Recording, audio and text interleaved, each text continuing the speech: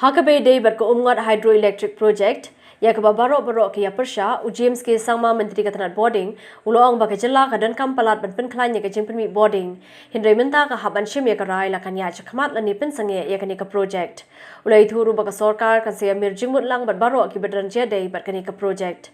Today the state is reeling from acute shortage of power. There is a need to ramp up our generation. So whether we scrap this project or not, that is of course a decision the government will take. But as I've always mentioned, that all stakeholders will be consulted on this.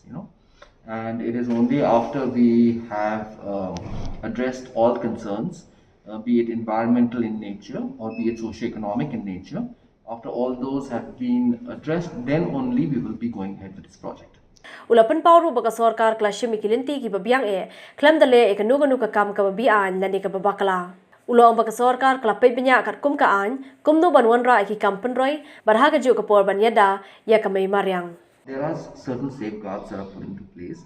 These have been established by the law, and these have been done because there is a certain amount of balance that is required, to meet the need for development and to also, protect and take care of our environment.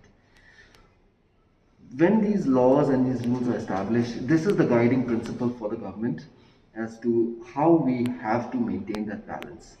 And when the law has been followed, as I said, then there's very little scope for the government to do anything for it.